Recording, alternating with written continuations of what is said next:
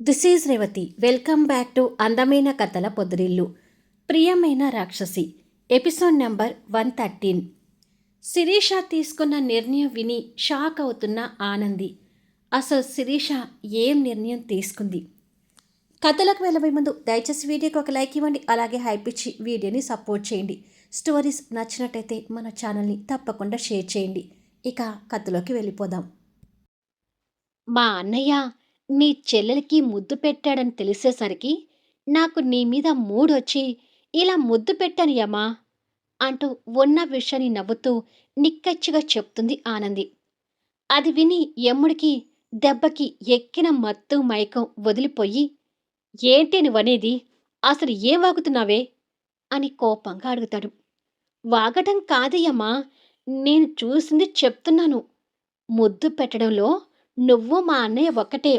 మన తొలి ముద్దుని నా పెదవుల మీద రక్తం వచ్చేలా పెట్టావు. అలాగే మా అన్నయ్య కూడా శివంగి పెదవుల మీద రక్తం వచ్చేలా ముద్దు పెట్టాడు అని నవ్వుతూ చెప్తుంది. అది విని అశ్విన్‌కి దిమ్మ తిరుగుతూ, ఏంటి? మీ అన్నయ్య మా చెల్లికి ముద్దు పెట్టాడా అంటూ కంగారుగా అడుగుతాడు. అదే కదా చెప్పేది మరి. తన ఇంటికి రాగానే నేను తన పెదవులు చూశాను అని జరిగిన విషయం చెప్తుంది. అశ్విన్ నిజంగానే యముడిగా మారిపోతూ, ఈడియట్!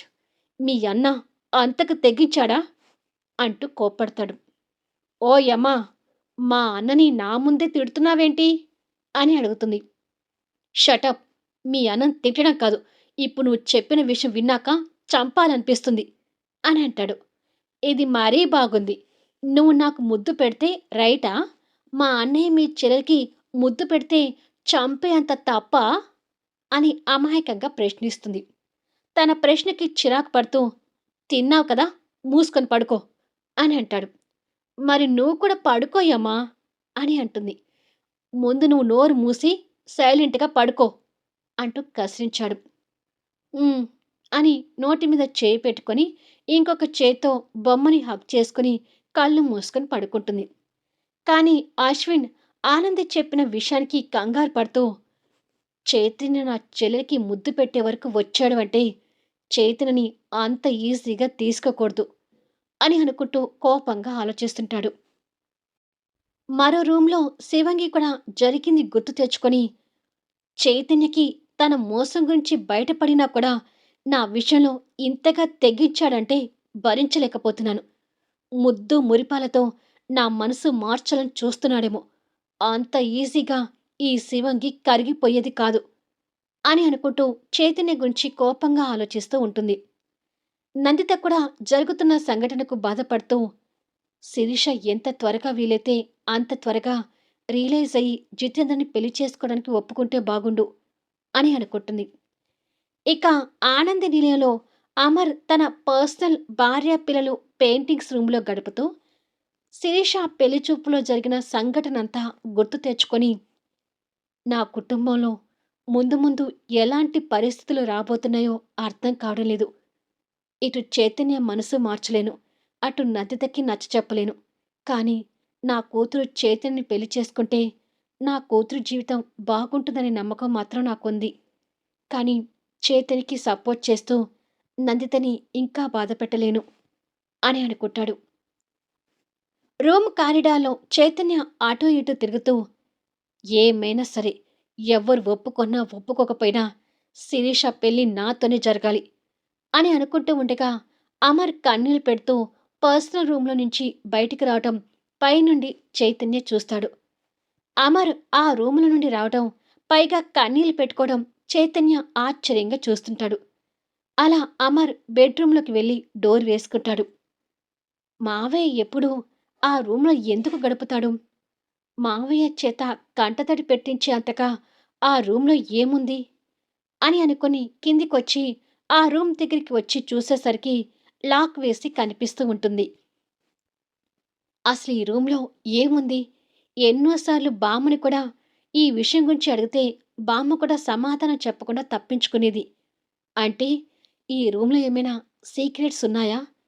ఈ రూమ్లోకి ఎప్పుడు వెళ్దామన్నా వీలు కావడం లేదు. ఎప్పుడూ లాక్ వేసే ఉంటుంది అని అనుకుని వెనుతిరిగి వస్తాడు. బెడ్రూమ్‌లోకొచ్చి మరి కన్నీళ్లు పెట్టుకుంటూ రావటం గుర్తు చేసుకొని, మా మావయ్య కంట్లో కన్నీళ్లకు కారణం ఏమై ఉంటుంది? ఆ రూమ్‌లో ఏముందో ఎలా తెలుసుకోవాలి? అని అనుకుంటాడు. మరుసటి రోజు ఉదయం ఓ నిర్మానుష ప్రదేశంలో చైతన్య వెయిట్ చేస్తూ ఉండగా అశ్విన్ కార్ వచ్చి అక్కడ ఆగుతుంది.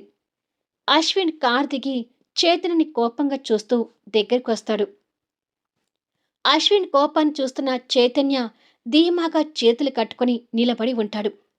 చైతన్యలో కనిపిస్తున్న ఆ తెగింపు అశ్విన్లో ఇంకాస్త కోపాన్ని పెంచుతూ దగ్గరికొచ్చి, అసలు ఏమనుకుంటున్నావు నువ్వు?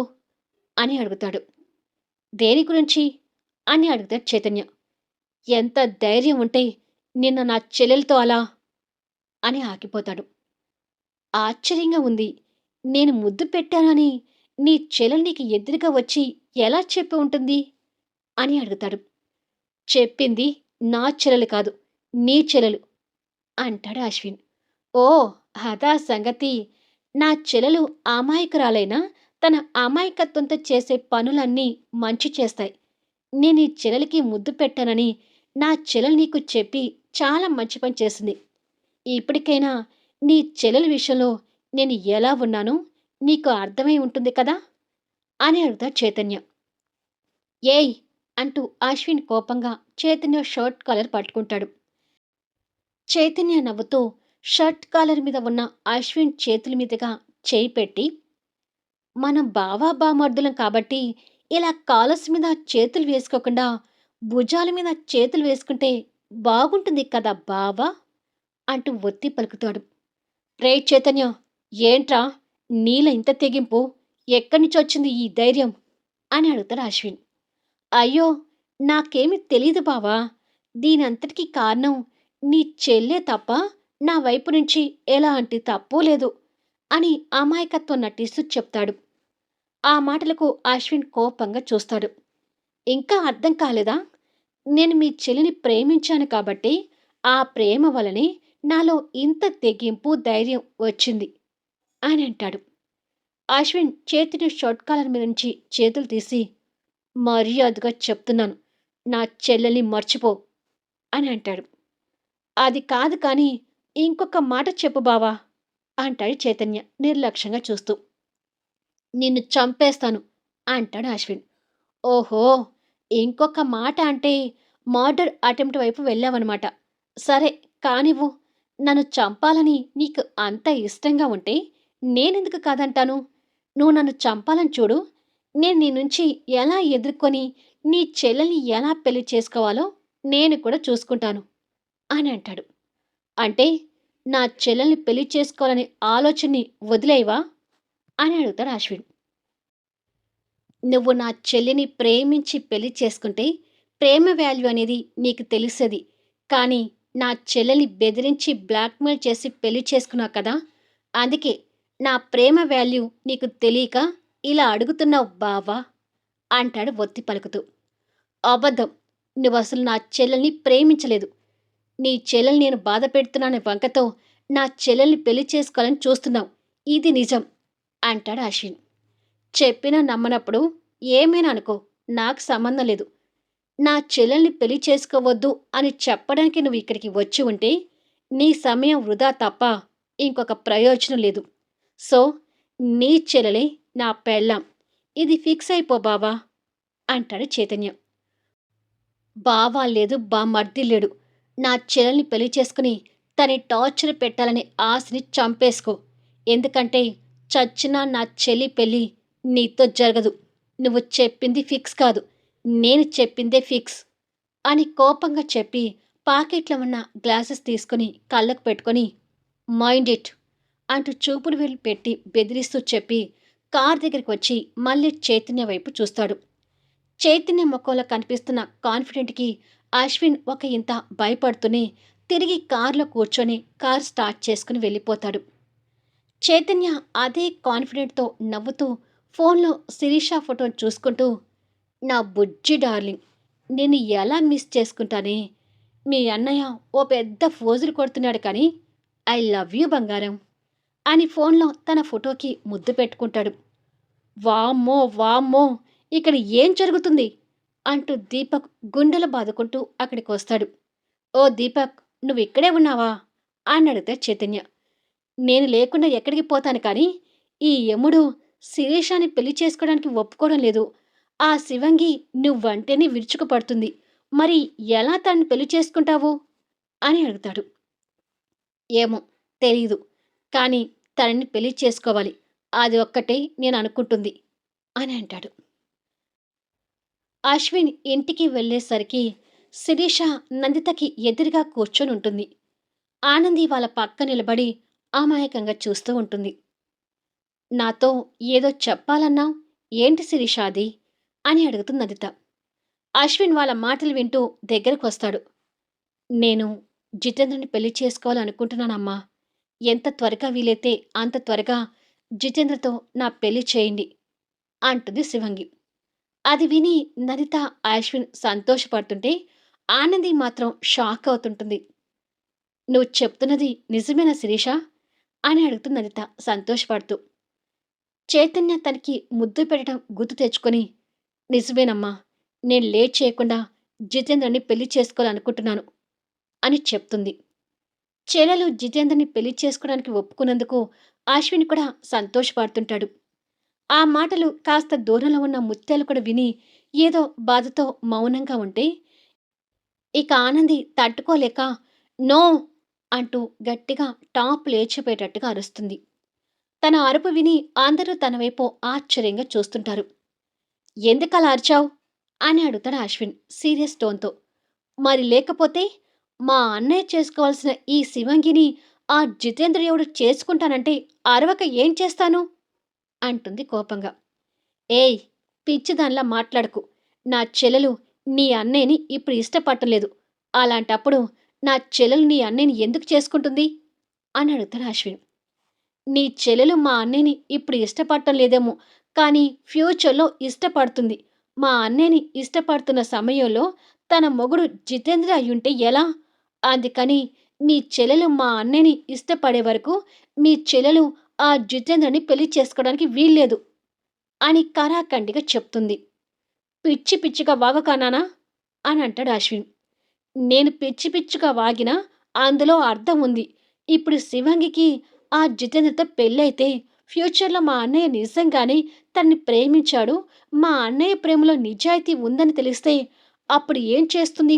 ఆ జితేంద్రని వదిలేసి వచ్చి మళ్ళీ మా అన్నయ్యని పెళ్లి చేసుకుంటుందా అని అడుగుతుంది.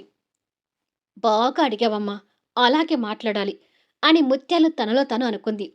ఏంటి ఆ మాటలు? వదిలేసొచ్చి మళ్ళీ పెళ్లి చేసుకోవడం అంటే వినడానికి చాలా చండాలంగా ఉంది అంటుంది నందిత. ఇప్పుడు శివంగి నిర్ణయం కూడా నాకంతే చండాలంగా ఉంది.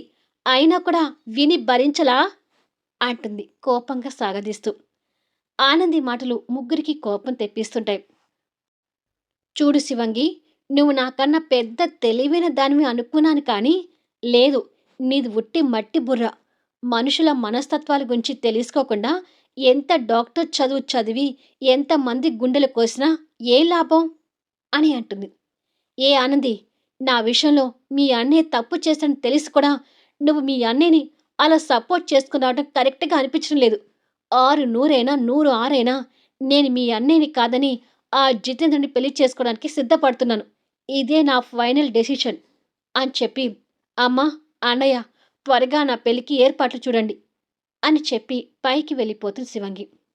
వెళ్తున్న తన వైపు ఆనంది బాధగా చూస్తూ, అయ్యో, నేను తెలివైన దాన్ని అయినా అందరూ నన్ను అమాయకురాలు అంటారు. కానీ అసలైన అమాయకురాలు ఈ శివంగి అని తనకి ఎప్పుడు అర్థమవుతుందో అని అంటుంది. తన మాటలకు నందిత కోపంగా చూసి, నేను వెళ్ళి సూర్యనారాయణ గారితో ఈ పెళ్లి విషయం గురించి మాట్లాడతాను అశ్విన్ అని చెప్పి నందిత కూడా వెళ్ళిపోతుంది. ఛ! ఆ అమాయకురాలికి సపోర్ట్ చేసి ఈ బొమ్మ కూడా ఆ అమాయకురాలు అవుతుంది అని అంటుంది వెళ్తున్న నందితను చూస్తూ. ఇక ఆపుతావా నీ గోల అంటాడు అశ్విన్. ప్లీజ్ అమ్మా, వాళ్ళిద్దరిలాగా నువ్వు అమాయకుడివి కావద్దు. నువ్వైనా మా అన్నయ్య గురించి ఆలోచించి చూడు అని అంటుంది ఫేస్ ఇన్నోసెంట్గా పెడుతూ. తన ఇన్నోసెంట్ ఫేస్ చూసి అశ్విన్ తనతో సీరియస్గా మాట్లాడలేక, నేను సినిమాకి తీసుకెళ్తాను, రెడీ అవ్వు అని అంటాడు. సినిమాకా? ఏం వద్దు, ప్రేమికులు విడిపోయి ఇక్కడ మా అన్నయ్యకి అన్యాయం జరుగుతూ ఇదే పెద్ద సినిమాలాగా ఉంటే ఇంకొక సినిమా అంటావేంటి? ఈ సినిమా క్లైమాక్స్‌లో ఏదో ఒకటి జరుగుతుంది. వెయిట్ చేస్తూ ఉండు అని కోపంగా చెప్పి వెళ్తుంటుంది. పెళ్ళాం మాటలు అశ్విన్ లైట్‌గా తీసుకుంటూ, పిచ్చి మొహందానా! నువ్వు అనుకుంటున్నట్టుగా ఏమీ జరగదు. శిరీష, జితేంద్రల పెళ్లి హ్యాపీగా జరిగిపోతుంది అని అనుకుంటాడు. మళ్ళీ నెక్స్ట్ వీడియోలో కలుద్దాం. పాపం అశ్విన్ ఆనంది తెలివితేటల గురించి తెలియక ఏదో అనుకుంటున్నాడు. కథ నచ్చితే లైక్ చేయండి, హైప్ ఇవ్వండి, మీ అమూల్యమైన అభిప్రాయాలను తెలియచేయండి. అలాగే మన స్టోరీస్ని దయచేసి షేర్ చేయండి. Thank you for listening.